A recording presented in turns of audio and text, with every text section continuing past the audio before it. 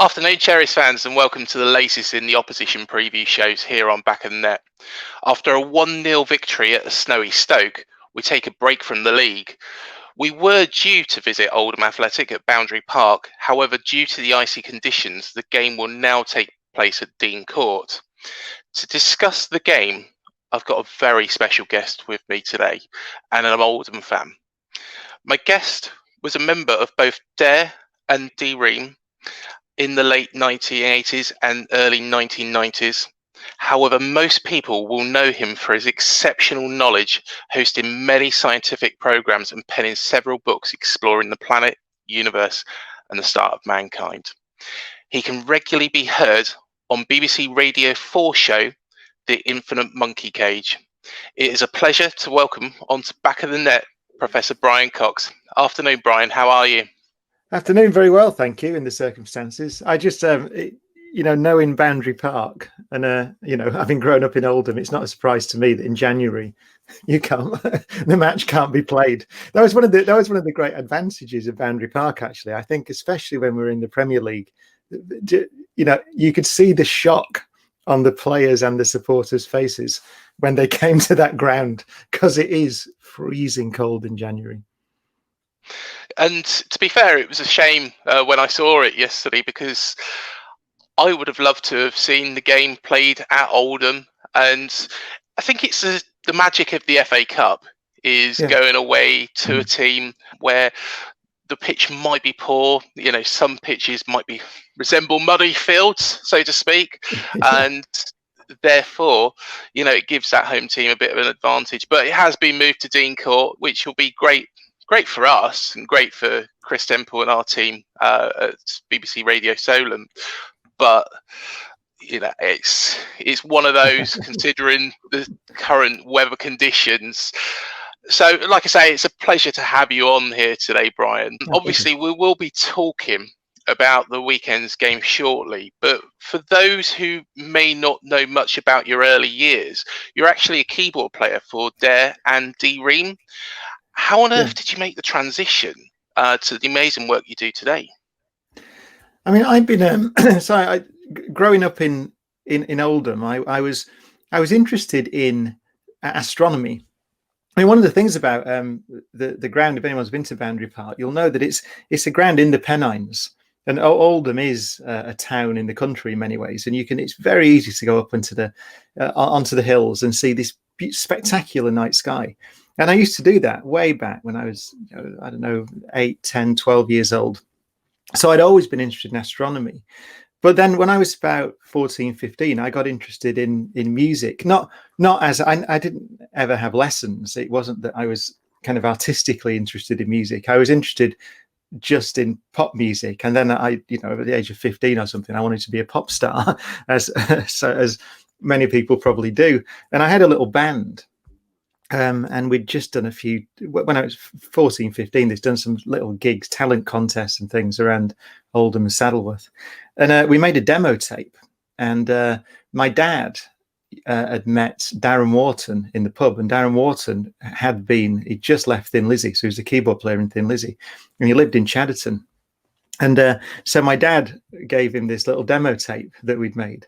And, Darren, I don't know if he paid any attention to it. But then when I was 18, I'd applied to go to university to do, I didn't get in to do physics, actually, because I'd said I like astronomy and physics, and my careers teacher at school had probably said, you can't do that. There's no future in that, So I'd applied to do engineering, and I wasn't so keen. And then Darren needed a keyboard player and remembered there was this keyboard player up the road. And said, will you come for an audition? And so I got the job in the band Dare. And very shortly afterwards, we got a record deal with A&M Records, this huge deal. So I just kept postponing going to university. And I think that I was supposed to be at Leeds University, actually. And I think the first, the anniversary, or whenever it was, September, when I was supposed to go to Leeds, I was in Hong Kong doing shows with Dare. It just really took off. So that was my route, really. And then Dare had this, for us, quite a remarkable career. We recorded 2 albums. both of them in Los Angeles. Can you believe it? I'd never been out of the country. And we ended up in Los Angeles recording albums, toured with Jimmy Page, Gary Moore, and then Europe, the band Europe, the Final Countdown. We did something like 50 odd shows with them across Europe. And then had our Spinal Tap moment and had a fight in a bar in Berlin. And I left and the guitarist left. Then I went to university. Then I applied to University of Manchester to do physics, which is what I'd always really thought I would do anyway. So that was my strange. And then actually, just to finish your question, in the year before I went to university, I needed a job, and so I was a sound engineer, and I ended up working for this band that didn't have a deal, which was Ream. And then Ream got a deal and then said, we need a keyboard player. Can you play the keyboards? Because what happened with Ream is that I was at university by the time Ream started getting big. And so I did as many shows as I could. But quite often, I was in lab or something or doing exams. There was one actually I remember really vividly. I was doing. I never used to like doing lab at university, and I was doing lab and your white coats and all that sort of stuff. And then we were playing supporting Take That at GMEX, and so I took the white coats off, walked up Oxford Road to GMEX in Manchester, and went on stage supporting Take That, and then went back to the university again. So I had a strange career as an undergraduate. Yeah. Oh, amazing though. It's so many stories as well you could probably tell about that time. Yeah, I'm not allowed to. I think when I'm retired, because I'd never be on the BBC again if I told the full story. I mean, being in a rock band from Oldham, and it goes back, we're talking about the football. That time in 1989, 90, which is when we got our deal, and we were sort of minor celebrities in Oldham at that time. And then, of course, the team at that time, it was the time to support Oldham. I had a season ticket all the way through, actually, but that was that time when we had the Joe Royle managing and that team, and you could read off the team, people like Dennis Irwin and Mike Milligan, Andy Ritchie, Ricky Holding, Earl Barrett, Paul Warhurst. It's just you list that team and people remember those players. And some of them, like Dennis Irwin, went on to become massively famous. But at that time, Oldham had this sort of atmosphere about it. The Inspiral Carpets were there as well as bands. So there was great music coming out of Oldham and the football team. And we all used to go to the same pubs because there were just a few pubs. One of them called Horton Arms, actually, really quite close to the ground and close to where I lived. And the team would come in afterwards. I mean, it's such a different time, ultimately 91, 92, you're talking about a premiership, first division as it was then, and then premiership. Yeah.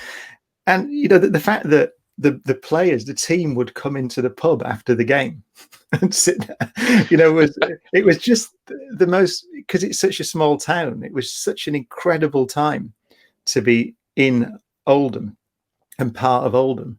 And it was, it was us, the team, Inspiral Carpets, and those people. I mean, you can only imagine what it was like.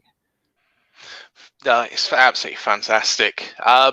Just moving on to the science part, how did your knowledge and understanding of science and the universe at an early age influence your life perspective? So, for example, your beliefs, culture, and philosophy.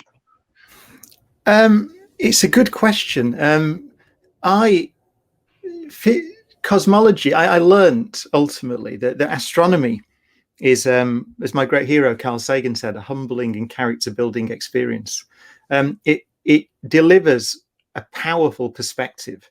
I mean, we now know, for example, that we are one planet in orbit around one star amongst 400 billion stars in the Milky Way galaxy, which is itself one of 2 trillion galaxies in the observable universe. We're now pretty sure that the observable universe, which is the piece of the universe we can see, is a very small patch of a much larger universe, which is possibly infinite. And recently, the modern theories that are trying to address what happened at the Big Bang and why the universe is the way it is are now suggesting that perhaps there are multiple universes. Perhaps there have been an infinite number of Big Bangs and the universe has existed forever. That's a thing called the inflationary multiverse. So you're forced by astronomy, just by the act of observing and measuring our place, you're forced to concede that we're physically insignificant and very small.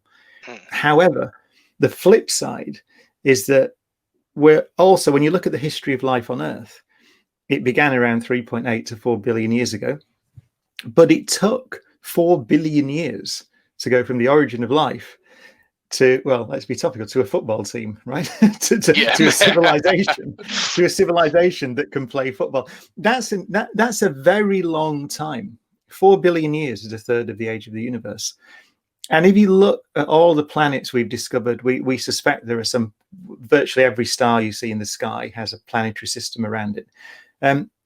But very few of those places, we think, have been stable for something like 4 billion years, which is the time it took here to go from the origin of life to anything that you might call complicated, anything that thinks. And so I think astronomy gives you two perspectives. One is that we're physically insignificant, but the second perspective is we may be astonishingly valuable, because I think it's very rare that we think about what we are. We're collections of atoms that have been around since pretty much the Big Bang, or for the heavier atoms like carbon, forged in stars, at least one generation of stars. And then we've come together to be able to think under the influence of the laws of nature. And the sense that many scientists have is that has probably happened in very few places.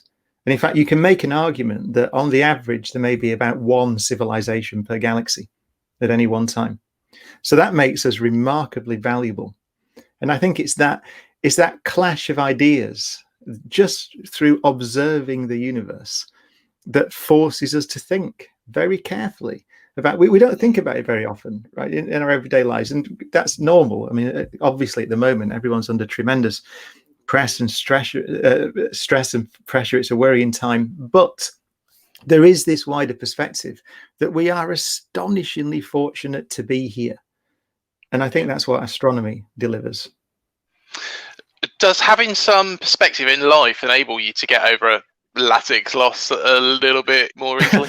Yeah, I mean, I remember at my heyday, which is when I was in Oldham at that time. We had a roller coaster ride. I mean, I'm thinking of particularly the semi-finals against Man United, when we had this spectacular 3-3 draw last minute. I think it was Roger Palmer who scored in the last minute, and then lost in the replay. And then we had the season.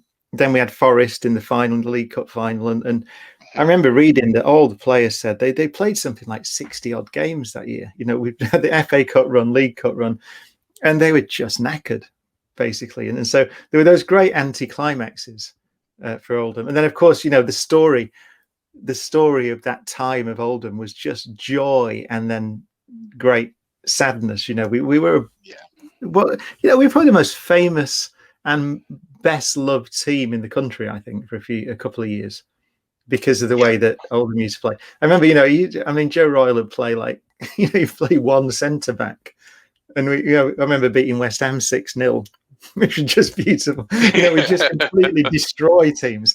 But then you'd get these moments where a team like Man United would sneak it in injury time. And I don't think anything, no amount of perspective on the size and scale of the universe can prepare you for United sneaking it in injury time. I remember Mark Hughes, this wonder goal that he scored at Boundary Park. That it just, I don't know how he did it. It was one of I think, and Mark Robbins scored, didn't he? And a lot of people say that was the goal that saved Alex Ferguson. That one moment, United were doing really badly at the time. And just moving on to, are you generally optimistic or pessimistic? And have the recent world events changed that in any way? I'm optimistic, because I think that it's interesting. You talk about the pandemic, I suppose. What you've seen there is these things have happened throughout history. It's the first thing to say. We've been in a constant battle with viruses throughout our whole evolutionary history. In fact, it's likely that a great deal, that one of the reasons that we're here is that constant evolutionary tussle between us and viruses, and life and viruses. That's been going on for 3.5 billion years, right? It's part of evolution. But the difference this time is the remarkable speed with which we developed the vaccines. So when this time last year, we just discovered this virus. It jumped to humans, was it November, I suppose, just over a year ago. Yeah. And had been discovered in China around 12 months ago. Genetic sequencing was done, which is remarkable. We couldn't do that 10 or 15 years ago. And then we developed vaccines, some of which are using new technologies, which will now be deployed against many other diseases. So in the space of 12 months, we've seen a new virus. We've developed the vaccines are rolling out. That's incredible. And so I think that shows you that if we invest in research and development and education and continue to do it, because remember that expertise wasn't just invented 12 months ago when it was needed. It comes from investment over decades in knowledge and education. If we continue to do that, what you see is that we can do remarkable things. I mean, it is astonishing the speed with which we've developed and now are deploying the vaccines. So that gives me great optimism. I mean, there are many reasons to be pessimistic. They tend to be political, though, in a sense, not party political, but in the sense that the challenge now is how we deploy the knowledge that we have. Remarkably, we're able to see that we're damaging the environment, for example, global warming. We can see it because we've got satellites up there primarily that are looking down at the Earth and making precision measurements on the way the climate's changing. We have supercomputers that allow us to model the way the climate changes. So we know the problem. Again, if you go back, I mentioned Carl Sagan before. Carl Sagan once said that if the dinosaurs had a space program, they'd still be around, right? Which is kind of a joke. Yeah. But actually, it's not a joke in the sense that we are now in a position where we can see threats coming. We see them, and usually, broadly speaking, we can do something about them if we choose. Now, the challenge now is to get our politicians, which means our society, actually, because we're democracies, so we're all responsible for the direction of our country. It's to get people to understand the power and the responsibility that comes from the knowledge that we've generated, and we use it wisely. That's a challenge, but we can do that. It's not as if this is something that we can do nothing about. As we've seen with the pandemic, we can do something about it, and we are doing so. So that's why I'm optimistic. I mean, it comes down ultimately, I think, to having a population, that's you and me and everybody that's listening, who have some not knowledge of science, because we all have our jobs, we all have things to do. We can't all spend time learning about everything in the world, but have a basic understanding of what it means to make a scientific statement, what reliable knowledge is, and which experts to trust and which voices not to trust, and to try to make a reasoned decision about a sensible way forward. That's the challenge now. But that's a challenge for all of us. Just to think. And just staying on the topic of the pandemic, what effect have recent events had on the environment, with more people working from home than ever before? Well, you see it said, I mean, I don't know is the answer. I've seen, so it said anecdotally that there have been some, it's hard, isn't it? You don't want to say positive effects. I mean, obviously, if you're traveling less and there's less air travel and so on, then globally, emissions go down. But this is not the way to do it, right? So I'm not one of those people who says, well, at least there's a silver lining to it's hard to argue there's a silver lining to this cloud, right? It's a tremendously destructive thing. I think if there's a positive effect, ultimately, I think it'll be in our attitude to nature. I mean, it shows yet again that nature is not something that is not benign, and you can't ignore it. And it's not going to be okay if we just sit there with a head in the sand. This applies to climate change, but it applies also to pandemics. Right? It won't be okay. These things come. These things happen. The key point, though, as I said before, is to notice that we have the intellectual capacity to do something about it. The challenge now is, do we have the political capacity to do something about it? I promise, Brian, we will talk about the football very, very soon. Yeah. But some people form emotional attachments to scientific misapprehensions. Should we try and correct or guide these people? And if so, how do we do that? I think it's education is at the base. I think I've alluded to it before. Our problems and our opportunities ultimately come from how well we educate people. That starts, of course, with children. That's where it starts. If I were given power, if people voted for me, I think the first thing I would do is make sure that all of us listening have children. What we really want, I think, one of the key things is that our children go to schools where they're educated to the best of their ability. And if you can do that, and if you can teach critical thinking at school, and if you can teach children, children need to be exposed to a wide range of ideas. We're not just talking about science now, by the way. We're talking about the arts and music and sport. Those things, that's where the future lies.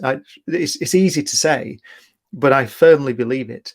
Again, I mean, I keep referring to Carl Sagan because if people haven't read any of Carl Sagan's books, Cosmos was his very famous TV series, but he wrote a great book called The Demon Haunted World. Science as a Candle in the Dark, which is kind of an attempt to answer your question. And he said that the thing is, in a democracy, everybody has a say on the future of the country. With that, there is a responsibility to make sure that everybody can have an informed say on the future of the country.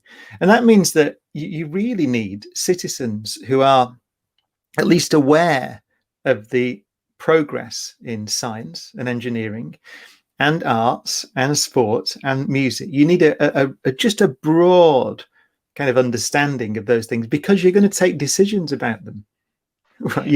Your vote is, if it's not an informed decision, then democracy is in trouble.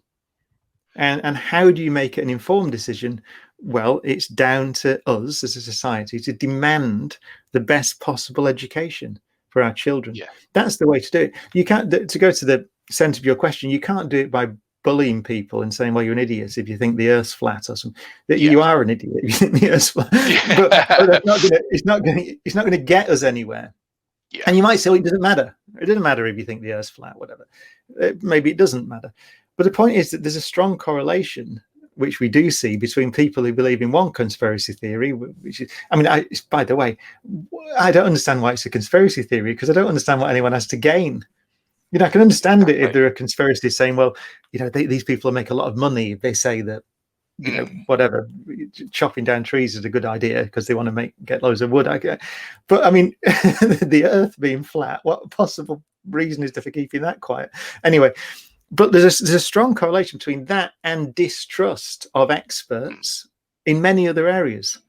And if you distrust experts in climate change or vaccination policy or public health policy, that does have consequences. And so I think that's the key. That's what we have to address. I'm almost saying that there's no such thing as a harmless conspiracy theory. Mm-hmm. So when you meet your mate down the pub and they go, well, I think we didn't land on the moon, it's kind of funny, you know, well, whatever. But actually, that person is much more likely to believe that there's no point in being vaccinated. Yes. And that's the problem. Yeah, most definitely. You're well known, Brian, for making things that are complicated fairly simple for viewers to understand, people like myself. I was just wondering if you thought football has gone the other way, as these days there seems to be a bit more of a reliance on statistical analysis, scatter charts, tactical formations. Do you subscribe to this way of analysing football matches, or are we simply overcomplicating the beautiful game? Well, I suppose it's inevitable, isn't it? Because on the one side, it is true that the more information and data you have, and the better you're able to model the way that a complex system works, in this case, a football team or two football teams on a pitch, then the better you will do, right? So the more information you've got, the more likely it is that you will do well. But I do share that view that there's football is a science and an art, isn't it? Which Yes. many things are both sciences and arts, and you can't analyze away Messi, for example, right? So there's genius at work as well, and I think that's the same in music. You referred to my early music career. You can take lessons in playing the guitar or the piano until you're blue in the face and become technically brilliant, but you're not going to write a song like the Beatles. so there's something. I think that the same goes for football. So I suppose my answer is it's inevitable, because if you can get even the slightest edge, because the rewards are so great and there's so much money in it. Now you can. It's interesting. We talk about Oldham. If you go back to that time, that those seasons, 1991, 89, 1991, Oldham played with. I've seen interviews with particularly people like Ricky Holden, who's my favorite player, I think. I mean, one of the great left wingers, that he just ran past people, perfect crosses every time. Someone like Ian Marshall or Andy Ritchie would stick it in the net. And but he said that a great deal of the reason for the success of that team was that they were actually all friends, and they did actually all go out to the pub afterwards. And I know, because I used to be with them in the pub. And you used to get lock-ins in those days, because it wasn't as kind of harsh as it is now. And but so there was something there's something intangible about the way that team played, because they were all mates. There were no prima donnas. They'd all come together. Joe Royle had this attitude that just go and attack, and he had a philosophy for the way the game is played. And I think that's art. That's not science. There was very little science, I think, in that team. It was just like attack. And we had, was it Paul Warhurst and Earl Barrett at the time, centre backs? I mean, they were so fast. Those two, they were mainly in the opposition half of the pitch, and I think that's not. You wouldn't do that if you tried to analyze the way that you were, the way that you were shipping goals, for example. Yeah. Why did someone score 4 goals against us? I don't know. It doesn't matter, does it? We didn't score 5. I mean, I think that was the philosophy. Well, at the moment, Oldham sit 14th in League Two, 6 points off the playoff places. What do you think the expectations for the club was at the start of the season?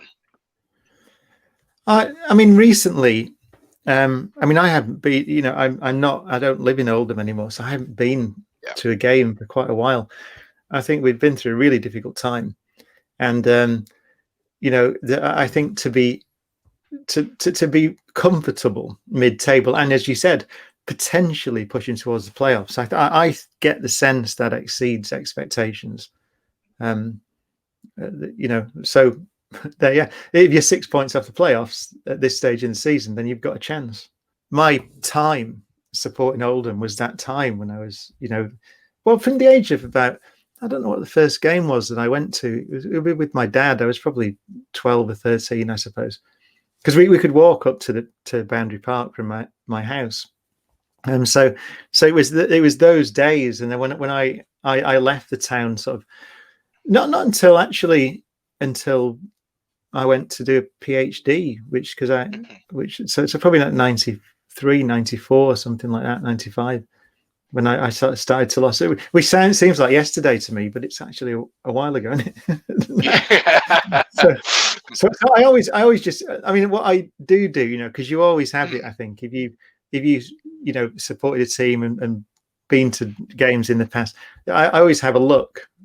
So I always on a Saturday afternoon I'll have a look at the results, but I haven't seen Oldham play now for quite a while. I need to go. Some people contact me occasionally from the club, and invite me up, and I did some.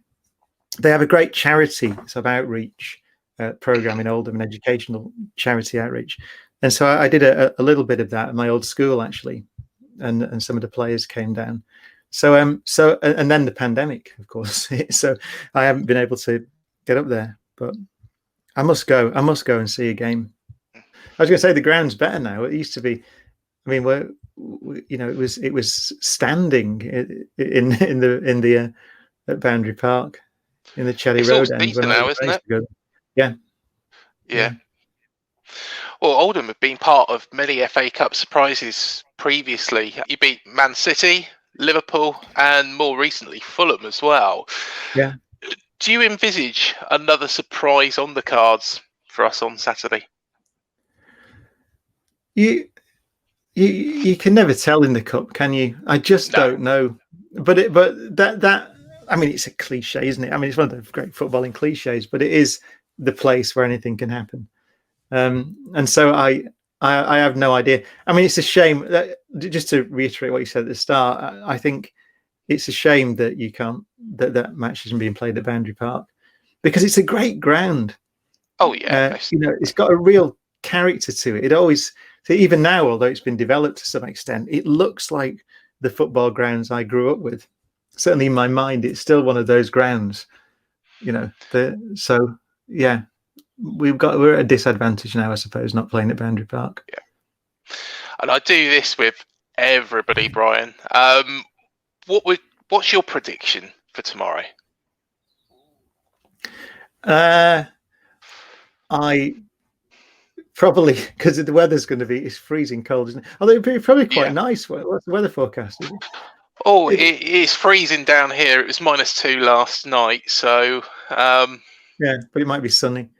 Yeah, I'm going to go for 1-1. Well, there's no replays this year, but do you think? Oh no, there isn't. No, you're right, aren't there? Yeah, you're right. You can't have 1-1, can you? No. Yeah.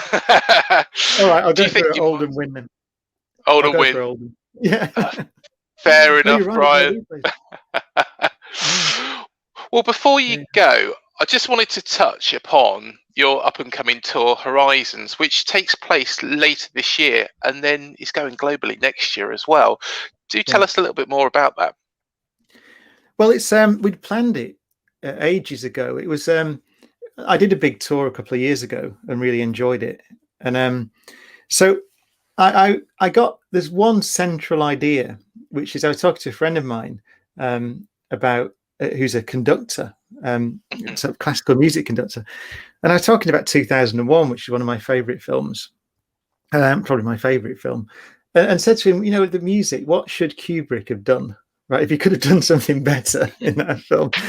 And he told me about this music by Sibelius, this Finnish composer, and said and if you listen to it, it's for those that want to, it's the Fifth Symphony, the third movement of the Fifth Symphony, and it's all the science fiction films you've ever heard. It was written in 1914, 1915. So during the First World War, just before Finland had a civil war, which is hard to believe now, 100 years later, that Finland had a civil war just 100 years ago. But yeah, it's this tremendously optimistic vision of nature, and an optimistic vision of what we could become. It feels like, which is what 2001 was basically about as well. Yeah. So I had this idea that the more we learn about the universe, the more, as I said before, the more remarkable it seems that we exist at all. But there's also this sense that because we're very rare, we have in some sense a responsibility to be more. So what could we become if we take the right decisions now, and we continue to learn about nature, and we continue to solve the problems that face us, pandemic, disease, climate change, and so on? What could we become? And so it's a live show with enormous screens. We every time I go out, I try to put bigger screens in. So at Bournemouth, by the way, I think it's one of the smallest venues that we can get the full screen in. So it will be, I mean, the screens are built for the O2 and places like that, but I think we can just about get it in. So it's going to be a wall of high definition LED. And we've been generating, I've been working on graphics. We're going to talk about black holes and what happens when you fall into a black hole, the origin of the universe, the origin of life, but also all the way through this optimistic vision of what our future might be. So hints of our future and almost sort of science fiction vision. And I'm actually working with this remarkable artist in Stockholm, Eric Vernquist, who just creates these worlds, these graphical worlds that I want to live in. When I was growing up, the things I was doing was watching Oldham Athletic and being into science fiction, and having those you probably people remember those books you could get with.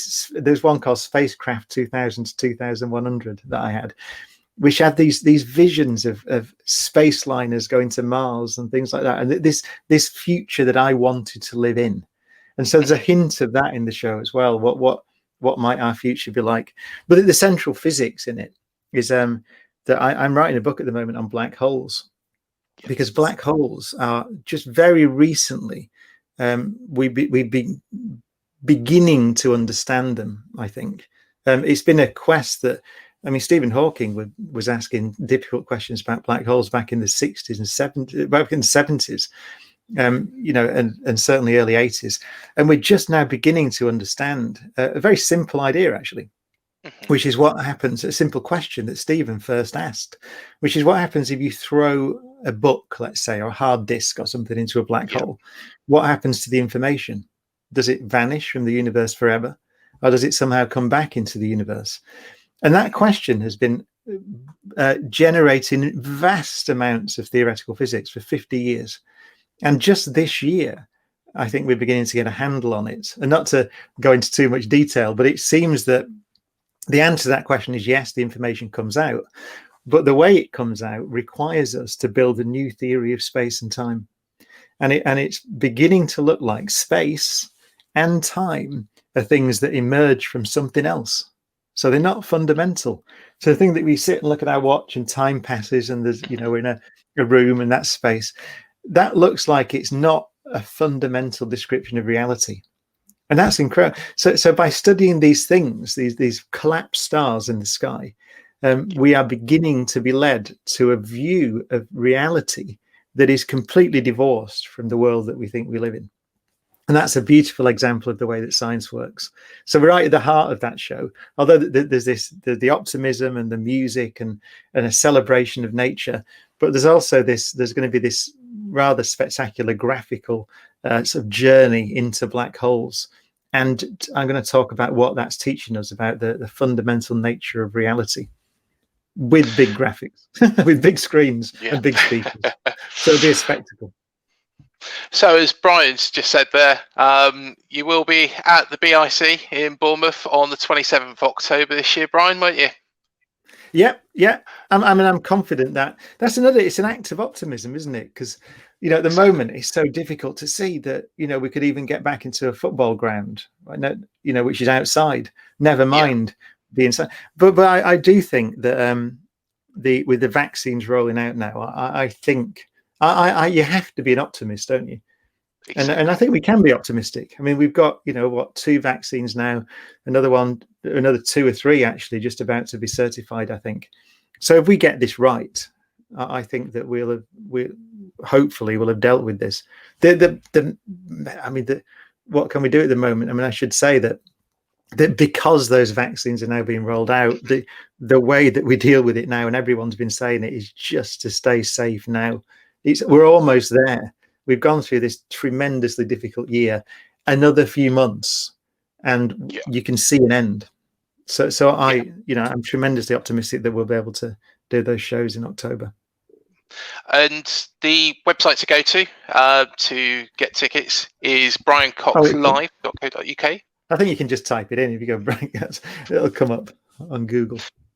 It does. And if you're not local, there are going to be many shows across the UK, and then moving across to the Far East, Australia and New Zealand as well in 2022, Brian. And then US and Canada. And then, and then a bit of Scandinavia, I think, as well. Fantastic. So any of our international cherries, check it out as well.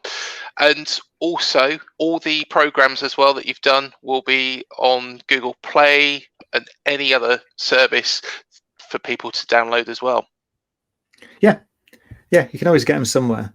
I've made so many of them now that people, because I teach at the University of Manchester, and some of the students, so I teach first year, so they're 18 years old, and they say, when I was 6, I remember watching your show. God, really? It's a long time ago, isn't it?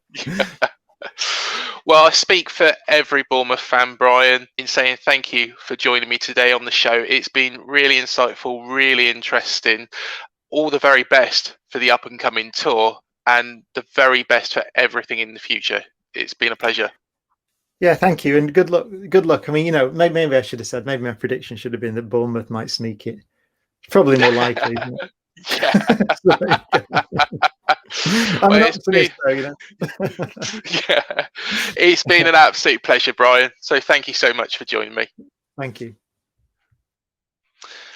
I wanted to give a special mention to Marty Dukowski, Mark Bryant, and our very own Sam Davis for some of the questions they also put forwards for this interview today. During the game tomorrow, we'll actually be doing a watch along live. So please do have a tablet to hand to keep up with our reactions whilst watching. The game is live on BT Sports. It's on Extra 6. So it might just take a red button to find that. I will be back for our opposition preview ahead of the Millwall game. Until then, up the cherries, and I'll see you in the next video. Thanks for joining me.